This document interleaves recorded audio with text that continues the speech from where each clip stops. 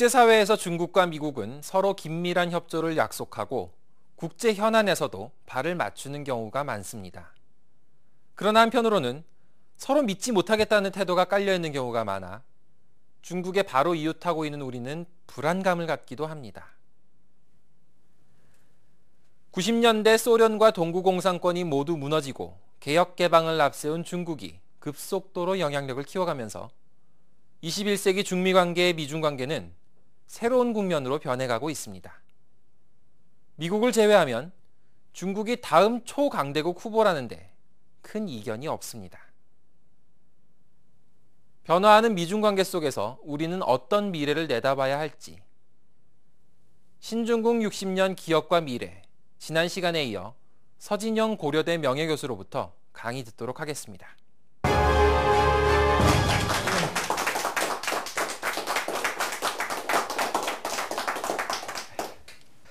우리가 이제 앞서 중국이 비약적으로 발전하면서 이 미국과 거의 비등하게 미국을 심지어는 대체할 수도 있는 그런 기세로 중국이 등장하고 있다. 정확히 말하면 재등장하고 있다. 이제 이런 말씀을 드렸고, 이렇게 중국의 재등장에 대해서 상당히 여러 가지 우려도 있다. 그런 우려가 나타나는 것 중에서 가장 중요한 것은 이 중국 중화민족주의가 등장을 하면서 더더군다나 중국의 미래에 대해서 상당히 위험하게 보는 그런 견해들이 등장도 하고 있다. 이제 이런 말씀도 드렸습니다. 그런데 그렇게 하다 보니까 이제 서방 세계에서도 소위 중국 위협론 또는 중국 경계론 이런 것들이 제기가 되고, 중국과의 관계에 있어서도 상호 협력보다는 오히려 중국을 견제해야 된다. 이런 소위 보수파들의 이 견해도 아주 공공연히 제기되고 있습니다. 그런 면에서 보면 중국 사회 내부에서 서방 세계에 대해서 의혹의 눈초리를 계속 제기하고 있는, 그리고 중국적인 특수성을 강조하고 있는 그런 중화민족주의 세력, 또 서방 세계 내부에는 미국이나 서방 세계 내부에서는 또 중국과의 차별성을 강조하면서 이 중국을 믿을 수 없는 동반자이기 때문에 중국을 견제해야 된다라고 하는 그런 중국 위협론, 이런 것들이 양쪽 사회에 다 있습니다. 중국 사회에서도 이 미국과 서방 세계를 경계해야 한다는 주장이 있고, 미국과 서방 세계 속에서도 중국을 견제해야 한다는 그런 세력들이 있기 때문에 이 양쪽 세력, 그런 관점에서 보면 중국과 미국과의 관계 또는 중국과 서방과의 관계는 굉장히 불안정한 부분이 없지 않아 있다. 그것은 상당히 우리를 미래를 좀 불안하게 보게 하는 그런 요인들이다. 이렇게 볼 수는 있습니다.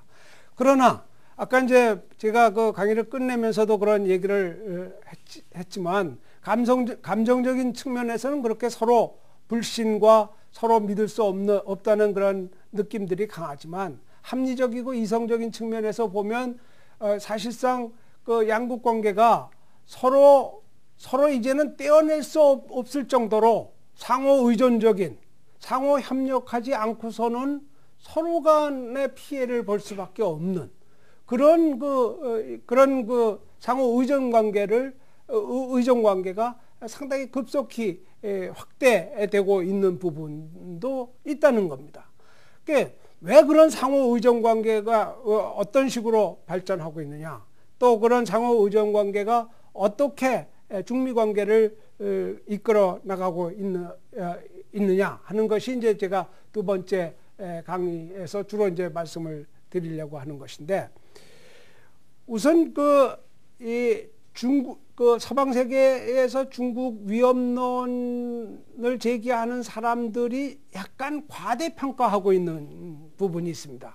그리고 중화민족주의자들도 자신들의 중국을 약간 과장하게 생각하고 있는 부분이 있습니다. 다시 말해서 그건 아까 이제 그 경제 규모의 측면에서 보면 경제 성장률이라든가 또는 그런 측면에서 보면 뭐 2013년이 되면 또는 어떤 사람은 2020년이 되면 어떤 사람은 또 2030년이 되면 여하튼 21세기 전반부에 중국 경제가 미국 경제를 추월을 할 것이다 라고 이제 얘기하니까 그렇게 보니까 이게 굉장히 중국이 무섭게 여겨지는 거고 사실 경제 규모로만 보면 그 말은 틀린 말은 아닙니다.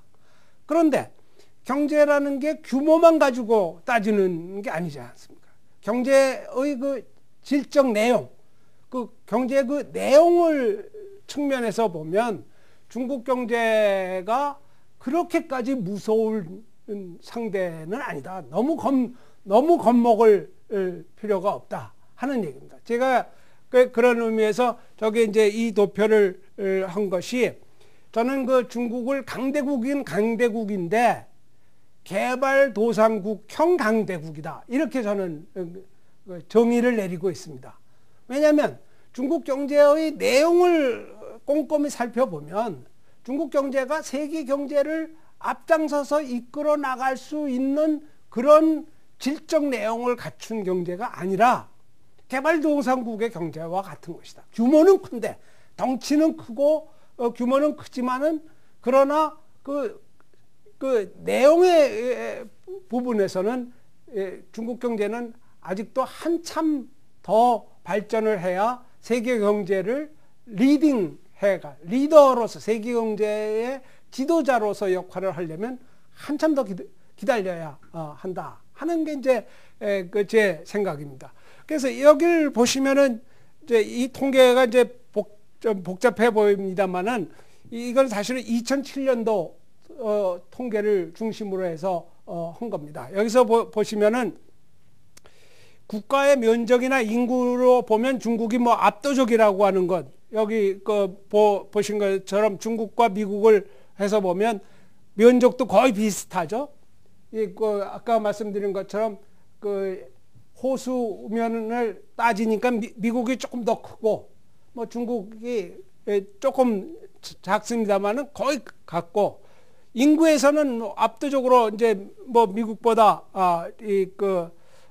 많고 더더군다나 실질 성장률 여기를 보면은 중국 경제의 성장률은 정말 경이적이라고 얘기밖에 할 수 없을 정도로 11.4%입니다. 이 평균이. 이게 11.4%인데 미국 경제는 2.2%의 성장률을 했다면 세계 경제의 평균이 5.2고 이렇게 보면 중국 경제의 그러한 성장률은 그야말로 가히 정말 경이적이다 이렇게 얘기해도 과언이 아닙니다.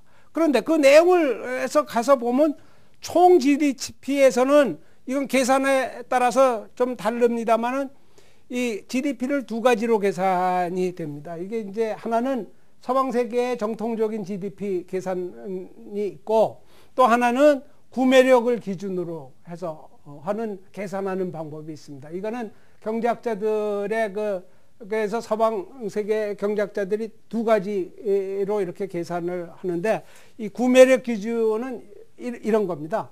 1달러를 가지고 서울에서 사는 물건값하고 1달러를 가지고 아프리카 어느 지역에서 사는 물건 1달러의 가치가 그 지역의 물가에 따라서 상당히 다르지 않습니까? 그래서 그런 지역 물가를 고려를 해서 GDP를 다시 계산을 합니다. 그렇게 해서 보면 그냥 정식 고정 GDP 방식으로 하면 세계에서 네 번째고 물가를 고려해 가지고 하면 세계에서 두 번째로 중국 경제가 경제 규모는 세계 경제의 제 두 번째다 이렇게 얘기를 할 수가 있습니다.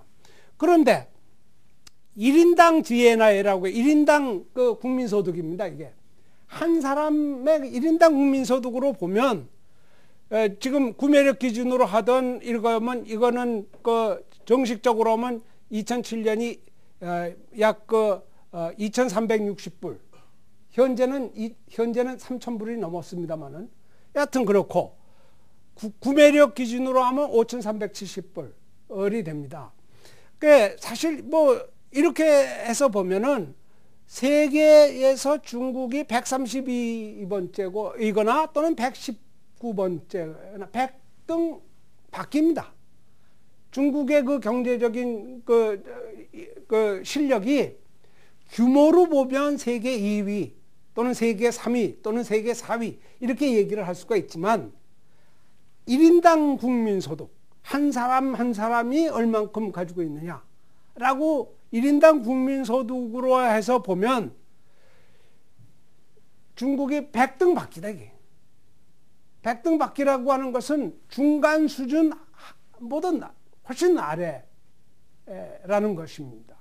그러니까 중국 경제가 그런 의미에서 보면 여기서 이제 인도, 인도네시아, 베트남을 한 게 이게 전형적인 개발도상국가 아닙니까? 이런 전형적인 개발도상국가보다는 약간 낫지만 러시아보다는 못하고 한국, 일본, 미국과 비교하면 뭐 상당한 차이가 있다 이렇게 볼 수가 있습니다.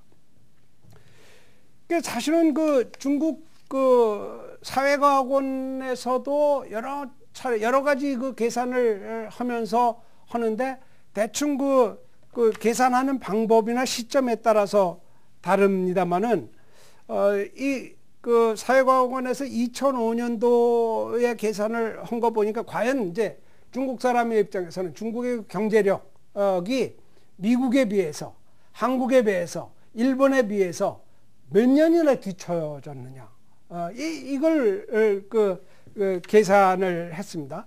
그 계산하는 방법이 세 가지 그 요소를 가지고 계산합니다. 지금 말한 1인당 국민소득 한 사람당 그 GNP가 얼마냐 하는 것이 이제 중요한 기준 중에 하나고 또 하나 이제 중요한 것은 농업 노동력의 그 비중, 여기 농업의 비중, 이 농업의 비중이라는 건 이게 이 개발도상국일수록 농촌 경제의 비중이 농업의 비중이 크고 소위 산업화가 될수록 농업의 비중이 적은 거 아닙니까? 여기를 보시면 아시겠지만 미국 같은 경우에는 농업의 비중이 0.9, 한국은 좀 높아서 그래도 3%밖에 안 되지만 그러나 인도나 인도네시아는 아직도 17.6%, 13.8%로 되어 있기 때문에 이게 상당히 그 국민 그 GNP 속에서 농업이 차지하고 있는 비중이 높은 편인데 중국도 11.3%입니다. 이게 상당히 이건 아직은 그 산업화가 충분히 진행되지 않았다.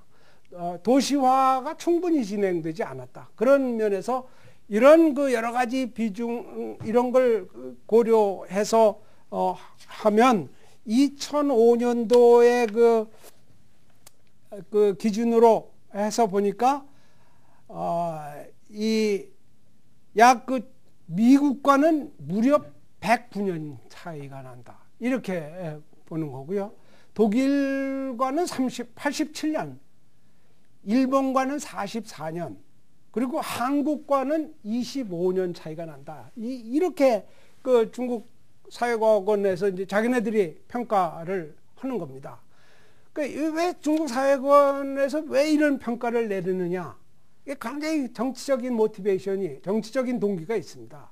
왜냐하면 이 21세기에 들어오면서 아까도 제가 모두에도 말씀을 드렸지만은 이 중국 위협론이 강조되면서 서방의 그 보수 세력들은 중국을 경계해야 된다고 하면서 중국의 발전을 좀 과장을 합니다. 중국이 이렇게 발전하면 곧 뭐 세계 최강의 그 경제 대국이 될 것이다. 조금 있으면 뭐 미국까지 뒤따를 것이다. 그렇게 되면 이제 21세기는 완전히 중국 세상이 될 것이다. 이렇게 얘기를 하는 것은 결국 중국 위협론을 부추기는 것이죠. 또 그런데 이제 중국 지도부 지식인 사회에서 답답해하는 것은 그 보수론자들이 중국에 대한 경계심을 강조하기 위해서 중국의 발전을 과장하는 것은 이제 이해가 되는데, 이걸 고지고대로 믿어가지고 중국 사람이, 중화민족주의자들이 그걸 믿어서 우리도 이제는 헐소리를 하고 지내야 되겠다. 우리도 뭐 이제 뭐 미국에 대해서 내가 배짱이 안 맞으면 배짱 안 맞는다. 기분 나쁘면 기분 나쁘다. 그리고 우리가 최고다. 조금 있으면 우리가 세상을 지배할 것이다. 이렇게 얘기를 해야 되겠다 하는 얘기입니다. 그러니까 이게 그 중국 과장론이 서방 세계의 그 중국 위협론자들만이 중국의 발전을 과장하는 것이 아니라 중화민족주의자들 자신들도 자기네들의 발전에 그냥 꿈에 취해서, 거기에 취해서 자기의 진짜 실력을 모르고 그냥 뭐 의스대고 말이죠. 세상은 뭐 이젠 뭐 나도 이제 뭐 다 뭐 할 말도 해야지, 이렇게 나오는 것을 경계하는 겁니다. 이게 그 중국의 그 주류 지식인들, 중국의 지도부가 하는 게 바로 그겁니다. 중국이 발전하고 있는 것은 사실이지만 중국의 발전을 너무 지나치게 과대하게 해서 곧 뭐 중국이 세계를 지배할 것처럼 이런 망상에 빠지지 마라. 그거야말로 오히려 우리의 중국을 적으로 돌리는 세력을 간접적으로 도와주는 그런 것이다. 이걸 보여주기 위해서 중국이 과연 서방 세계와 중국의 발전의 격차가 얼만큼 있는가를 정확하게 합리적이고 이성적으로 계산을 해서 이런 거다. 한국과도 20몇 년의 차이가 있는 것이다. 사실 우리 한국 사회에서도 곧바로 중국에 이제 사실은 중국 사람들 보기에 참 어떤 때는 좀 미안한 게, 한국의 기업들이 중국에 들어가가지고 지금 사실 굉장히 돈을 많이 벌고 한국 경제 발전에 그 중국과의 그 교역 관계가 상당히 큰 기여를 하고 있습니다. 그런데 또 한쪽에서는 뭐 금방 중국이 이제 그 한국 경제를 뒤따라와서 한국 경제가 중국 경제에 함몰되고 말 것이다. 이런 그 경계심도 또 계속 부추기고 있으니까 중국 사람들의 입장에서는 그렇게 그 중국의 발전을 너무 과대하게 평가하는 것은 이거는 상당히 바람직한 것도 아니고 또 현실적으로도 그렇지 않다. 현실적으로 보면, 그런 의미에서 보면 중국이 아직까지는 또 상당 기간 동안은 개발도상 국가이다. 이 부분은 굉장히 의미심장한 겁니다. 왜 의미심장하냐? 중국의 그 입장에서는 사실 그 천안문 사건 이후에 중국이 굉장히 그 딜레마에 빠진 적이 있습니다. 1989년에 천안문 사건이 벌어지게 되는데, 천안문 당시에 천안문 사건이 4월 달서부터 진행이 돼서 6월 4일에 비극적인 종말을 하는데, 5월 말, 이게 아마 5월 말쯤에 그런 그 사진입니다. 이건 뭐냐면 지금 뭐 천안문에서 학생들이 막 단식 투쟁으로 들어가서 격화되는 그 시점입니다. 여기에 이제 단식 투쟁으로 들어가는데, 이때 그 슬로건 중에 하나가 이겁니다. 이게 천안문 사건의 그런 그 성격을 보여주는 건데, 이게 보시면 덕 선생 니하오, 여기 덕이라는 게 데모크라시의 중국어 표현의 첫 자가 덕입니다. 그러니까 여기 이제 그 영어로 헬로 미스터 데모크라시, 이런 걸 이렇게, 그러니까 민주화 운동이라는 걸 보여주기 위해서 이제 합니다. 이 천안문 사건이 중국에게서는 아주 심각한 그 딜레마를 해주는데 이게 89년은 중국에서뿐만 아니라 이게 동구 유럽, 소련과 동구 사회주의의 위기와 맞물립니다. 그러니까 밖으로는 이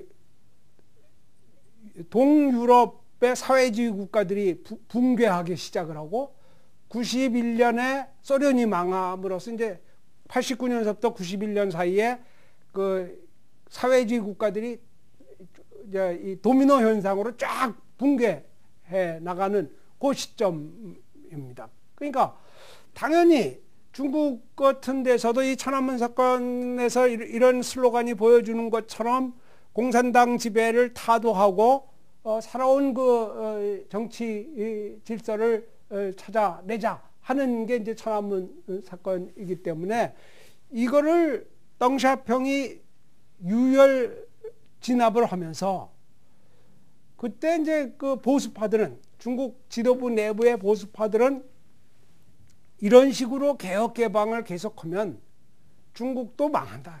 중국 사회주의도 망한다.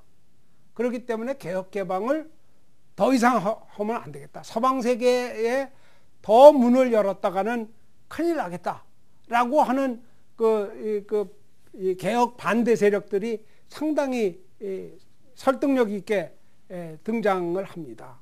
그런데도 불구하고 덩샤평은 개혁을 한편으로는 유혈 진압을 하면서도 소위 민주화 운동을 유혈 진압을 하면서도 계속 서방 세계와의 그런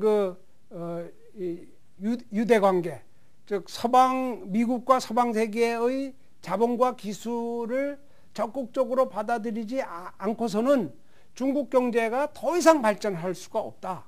그러니까 중국 경제가 발전을 하려면 기분도 나쁘고 속이 쓰리지만 이 미국과 서방 세계에 대해서 상당히 문호를 개방을 하고 더 적극적으로 개혁 개방을 해야 되겠다 하는 게 이제 그 덩샤평의 그 결정입니다. 그래서 이제 이 89년도에서부터 91년 그 사이에 그런 그 덩샤평의 중요한 결정이 굉장히 중요한데 그 덩샤평이 그렇게 결정하게 되는 근본적인 이유 중에 하나는 중국의 경제라는 것이 독자적으로 발전할 수 없다는 겁니다. 이게 굉장히 중요합니다. 중국 경제가 발전을 하려면 아무래도 서방 세계의 자본과 기술을 받아들여야 되는데 서방 세계의 자본과 기술을 받아들이려면 미국과 서방 세계와의 관계를 정상화시키지 않고서는 중국 경제의 활로를 찾을 수가 없다는 얘기입니다. 그러니까 상당히 기분 나쁜 일이 있더라도 서방 세계와 미국이 중국에 대해서 상당히 무리한 요구를 하더라도 그것에 반발하지 말고 꾹 참고 미국과 서방 세계와의 관계를 정상화시키고 중국 경제의 지속적인 발전을 모색을 해야 된다. 그게 이제 덩샤평의 유명한 도광양회라고 하는 그런 그 정책입니다. 그 도광양회는 도광양회라는 말의 그대로의 뜻은 상당히 보고 있으면 좀 무시무시합니다. 그건 뭐냐면 이 검집에 칼을 검집에 이렇게 집어넣어 있지 않습니까? 근데 칼을 쫙 뽑으면 섬광이 번쩍 나서 온 세상 사람들을 살기를 느끼게 하는 건데 검집에 검광이 밖으로 새지 않도록 검집에 칼을 꽉 숨기고 기회를 기다려라, 때를 기다려라, 그리고 실력을 갖춰라. 이 얘기입니다. 그건 뭐냐면 네가 실력이 나와서 쫙 뽑아서 세계를 제패할 수 있을 때가 있을지 모르지만 그럴 때를 위해서는 지금의 온갖 굴욕을 다 참고 뽑지 말라는 거예요. 이걸 뽑으면 이길 수 있다고 생각할 때 뽑아야지 지금 미리 잘못 뽑으면 작살이 나니까 본인이 죽어버리니까. 그게 이제 도광양해라고 중국의 외교 정책의 기본적인 가이드라인이 됩니다. 그 기본적인 가이드라인의 그 핵심 내용은 미국과 서방 세계에 맞서지 마라. 절대로 머리를 들지 마라. 또 절대로 이 패권을 추구하지 마라. 이런 상당히 어떻게 보면 굴욕적일 수 있는 그런 내용입니다. 그래서 보면 이 1989년 이후에 사실 그 중미 관계를 보면 굉장히 그 흥미진진한, 크게 저는 중미 관계를 세 단계로 나눠서 봅니다. 중국과 미국과의 관계를 뭐 아시다시피 1949년 건국해서 이 71년 2년까지, 즉 다시 말해서 닉슨 대통령, 키신저 닉슨 팀이 중국을 방문해 가지고 중국과의 국교 정상화를 할 때, 그때까지는 한국 전쟁에서 보여준 것처럼 중국과 미국은 적대적인 대항 관계에 있었습니다. 예, 뭐 미국 제국주의에 대한 반대 또는 중국에 대한 또 이 그 적개심, 이것이 미국에게도 있었고 중국에서도 있어가지고 이 50년대, 60년대는 양쪽 그 중미 관계라는 것은 완전히 적대적인 그 대립 관계, 대결 관계로 일관되어 있었다라고 볼 수가 있습니다. 그 적대적인 대결 관계가 71년, 72년에 해빙이 되는 거 아닙니까? 그게 아주 그 흥미진진한 역사의 순간이 되는데, 이게 굉장히 그 중요한 그 사진입니다. 이게 키신저가, 여기에 키신저고 마오가 있고 그 사이에 두 손을 공손히 잡고 있는 쪼우라이가 있습니다. 키신저의 비밀 방문이 1971년에 키신저가 비밀리에 파키스탄을 거쳐서 중국으로 잠입해 들어갑니다. 잠입해 들어간 것의 중요한 이유 중에 하나는 이 중국과의 관계 정상화를 하는 겁니다. 왜 중국과의 관계 정상화를 미국과 닉슨, 키신저와 그 닉슨의 이 보수파 정권인데 이들이 한 이유가 뭐냐? 사실은 그 당시에 미국은 베트남 전쟁이라고 하는 수렁에 빠져가지고 허우적거리고 있었습니다. 베트남 전쟁에서 발을 빼야 하는 것이 미국의 그 절대절명의 그 명제였고, 베트남 전쟁에 계속 끌려 들어가다가 미국이 망하게 생겼거든요. 그러니까 베트남 전쟁에서 발을 빼려고 그러니까 베트남 전쟁에서 미국이 물러나면 이 베트남과 그 소련의 영향력이 동아시아를 쫙 그 확대되는, 베트남에서의 미국의 퇴각은 아시아의 힘의 공백을 만들어주고, 그 힘의 공백을 메꾸는 세력이 소련이 와서 메꿔주니까 미국으로서는 난감하게 된다. 잘못하면 동아시아가 다 소련한테 넘어가게 되는데, 이 소련을 견제할 수 있는 세력은 중국밖에 없단 말이에요. 그 당시에 중국과 이제 소련은 아주 중소 분쟁이라고 해가지고 굉장히 격렬한 대립 관계에 있었기 때문에, 그래서 이제 닉슨과 키신저가 이게 이 전략팀이 생각해낸 게 이 중국과의 적대적인 관계를 청산하고 중국과 제휴를 해서 소련을 막자라고 하는 겁니다. 그걸 준비하기 위해서 키신저가 비밀리에 중국을 방문해가지고 이제 마오를 만납니다. 이때의 그러면 마오는 그 당시에 무슨 생각을 했었느냐?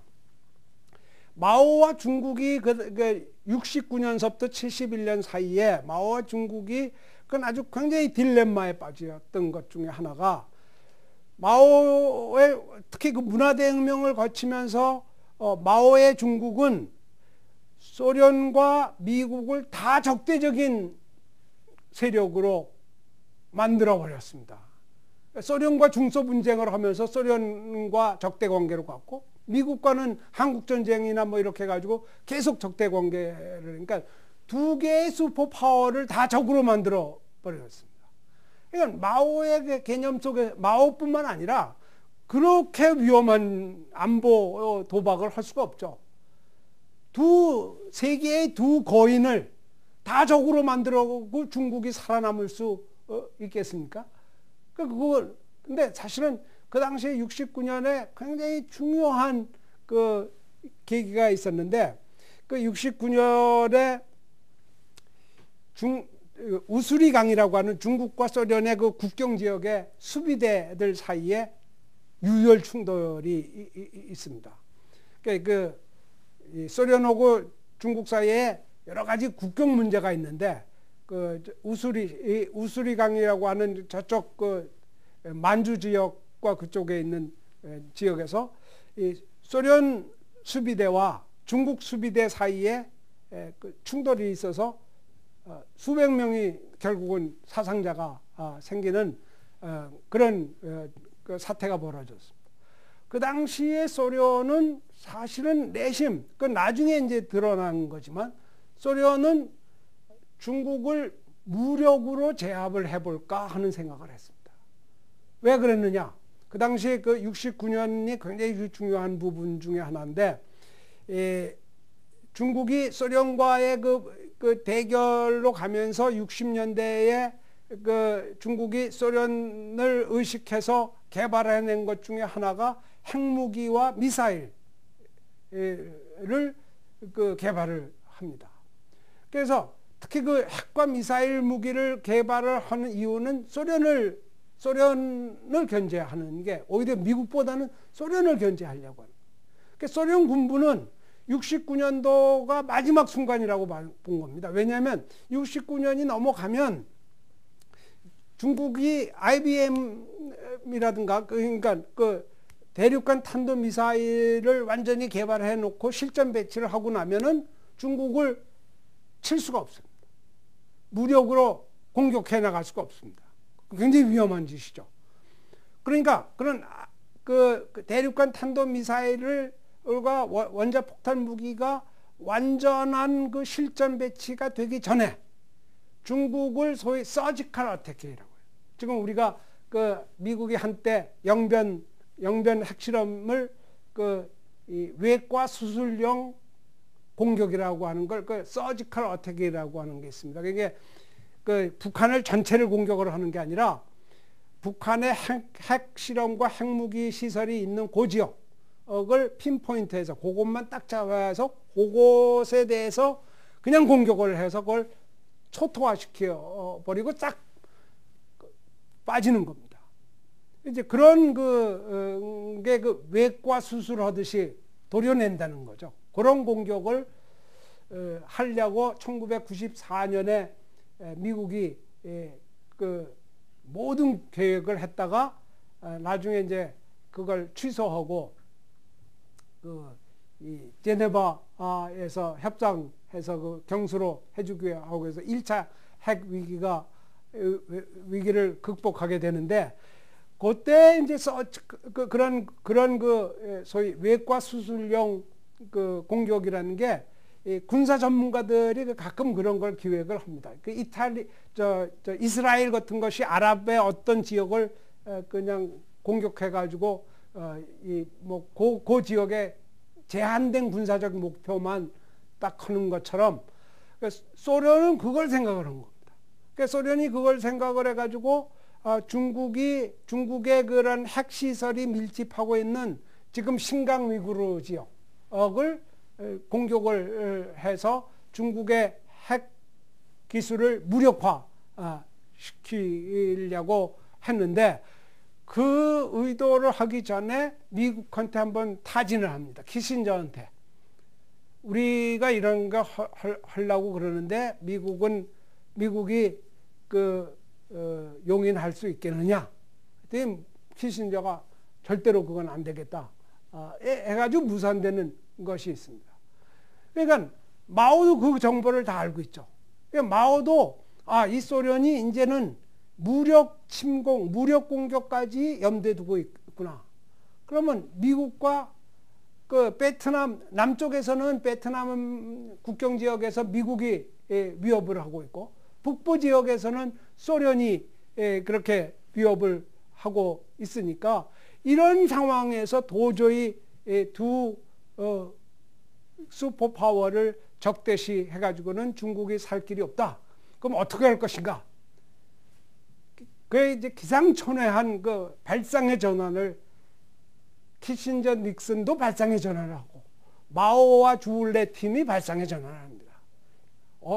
바로 어저께까지 서로 적대적이었고 서로 천하에 같이 살 수 없는 적인 것처럼 생각을 했던 미국을 친구로 또 그런 중국을 또 동맹자로 받아들이는 게 바로 이 키신저의 역사적인 임무입니다.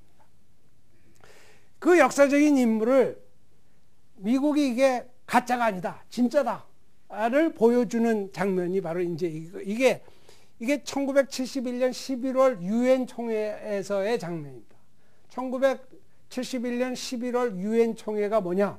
이 유엔 총회에서는 대만을 축출하고 중국을 정식 멤버로 받아들이는, 이게 여러분들이 지금 기억을 하실지 모르지만 사실은 유엔이 만들어져 가지고는 처음에는 중화인민공화국 대표가 상임이사국이 되고 유엔의 그런 중국을 대표하는 합법적인 정부로 중화인민공화국이 처음에는 참석을 했다가 한국전쟁을 전후로 해가지고 완전히 침략국으로 돼서 축출당하고 그 자리를 대만 정부가 해가지고 그 대만 정부가 느닷없이 상임이사국 5개 상임이사국의 하나가 되고 중국을 대표하는 유일한 합법적인 정부로 대만 정부가 하고 중국은 유엔의 멤버가 아닙니다. 유엔의 멤버가 아니었고 완전히 미국에 의해서 왕따 당하던 그런 시절인데 이게 바로 이제 미국이 내가 가짜가 아니다. 너하고 나하고 지금 이렇게 하는 게 이게 아니다라고 하는 것을 아주 실증적으로 보여주는 걸 유엔을 받아들이고 대만을 축출하게 됩니다. 그게 통과되는 순간 이게 중국 대표부가 환호자객하는 이 세상을 다 얻은 것 같은 이 사진이 아주 역사적인 사진입니다. 이렇게 해가지고 1972년에 5월에 닉슨이 중국을 방문해서 닉슨과 마오가 이제 하고 미국과 중국의 국교 정상화가 이루어집니다. 그러니까 72년서부터 그 다음에 이제 요 아래는 이 72년서부터 곧바로 국교 정상화가 가지 않고 이 두 양반이 요거까지 하고 그 다음에는 마오도 와병으로 들어가고 더 불행한 건 닉슨은 워터게이트 사건에 휘말려서 쫓겨나게 되기 때문에 중미 관계가 더 이상 진전을 못 보고 그냥 정체하다가 덩샤평이 등장한 이게 1978년입니다. 1978년에 그 카터 대통령이 역시 소련을 견제하려면 중국과의 관계를 더 할 수밖에 없다 해서 이게 국교 정상화를 해서 덩샤평과 카터가 이렇게 해서 국교 정상화를 합니다. 그래서 이 72년서부터 이 국교 정상화는 79년에 이루어집니다만은 그래서 89년 아까 천안문 사건이 있을 때까지의 미국과 그 중국은 상당히 전략적인 협력 관계, 밀월 관계에 갑니다.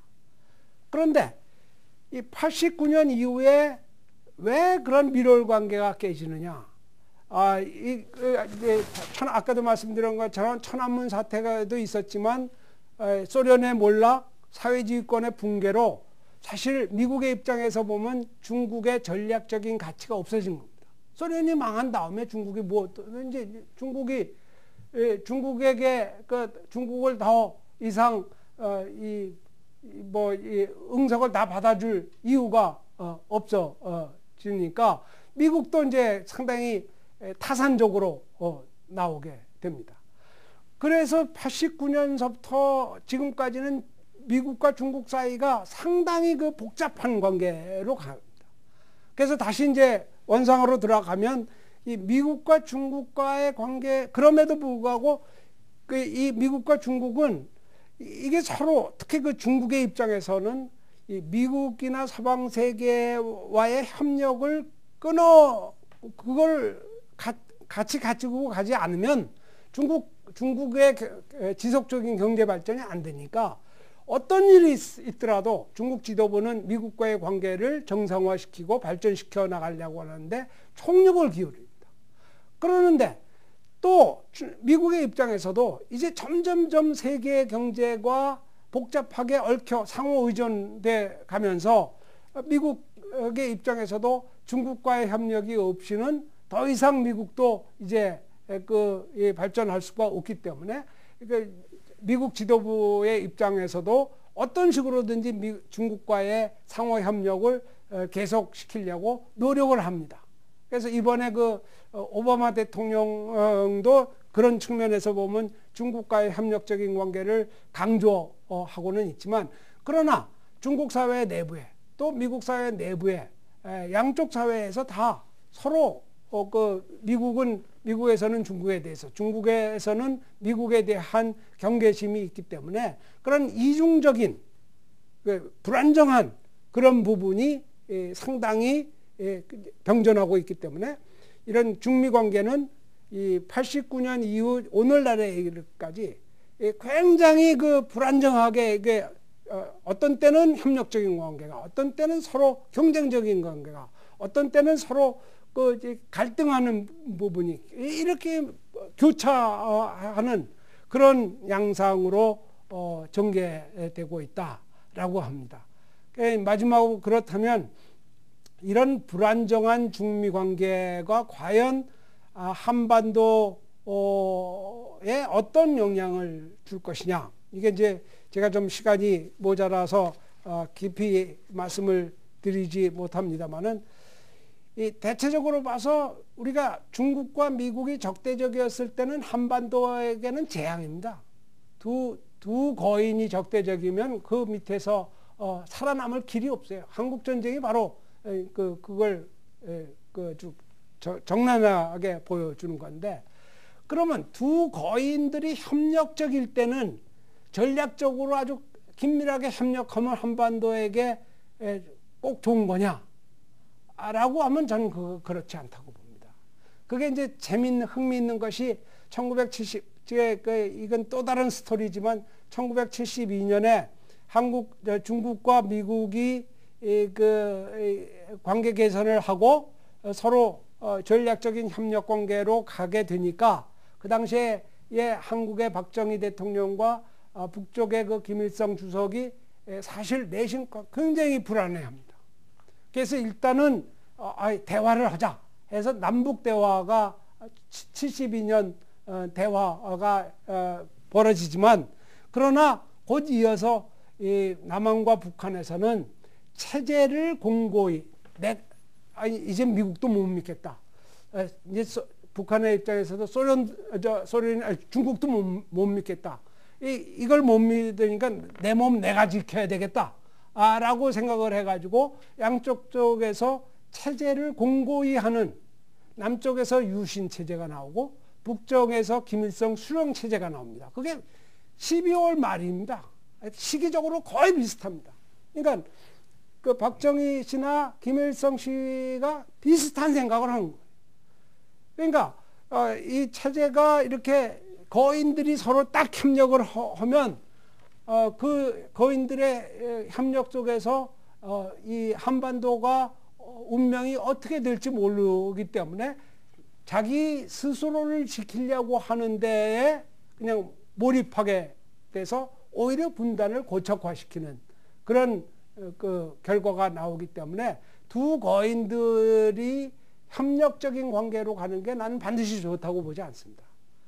오히려 지금처럼 서로 협력도 하지만 서로 의심도 하고 이런 긴장된 협력 관계가 굉장히 우리에게 저는 유리하다고 봅니다. 왜냐하면 이게 일방주의를, 중국은 미국이 한반도를 다 먹을까 봐 걱정이고 또 이 미국은 중국이 또 한반도의 양쪽 남북한에 다 영향력을 확대하는 것에 대해서 내심 불안해하기 때문에 서로 견제를 하는 겁니다. 서로 견제를 하다 보면 서로 그러면 한국에 대한 지나친 개입을 하지 말자. 걔네들 문제는 걔네들끼리 해결하도록 하는 게 좋지 않겠느냐. 이런 타협점이 나오기 때문에 남북한의 자율적인 운신의 폭이 좀 넓어진다는 겁니다.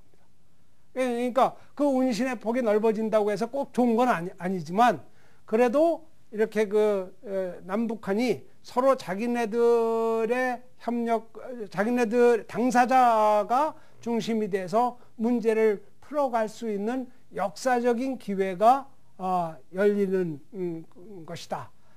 물론 그런 역사적인 기회가 있다고 해서 다 좋은 결과가 나오는 건 아닙니다만은 그렇기 때문에 그런 의미에서는 오히려 지금과 같은 미국과 중국 사이에 불안정하고 긴장된 협력 관계가 계속되는 것이 한반도에게는 중요한 기회로 작용되지 않을까 이렇게 생각을 하면서 일단 제 강의를 끝내고자 합니다. 감사합니다. 팍스 로마나는 로마 주도 아래 상대적으로 세계적인 평화가 정착했던 시기를 일컫는 말입니다. 해가 지지 않던 대영제국 시절의 팍스 브리테니카, 미국이 유일무이의 초강대국이 된 오늘날 팍스 아메리카나처럼 중국이 주도하는 팍스 시니카가 가능할지 국제사회는 관심을 집중하고 있습니다. 그러나 다른 시각에도 관심을 기울일 필요가 있습니다. 오늘날 세계 경제에서 중국은 생산과 저축을, 미국은 소비와 대출을 주 역할로 삼는 현 상황을 가리켜 차이메리카라는 표현이 등장한 것도 한 예입니다. 독특한 구조이긴 하지만 사실상 하나의 권역을 형성한다는 의미죠. 만약 이런 상황이라면 우리가 흔히 생각하는 중국이 미국을 이길 수 있을까의 질문은 사실상 무의미해지고 맙니다.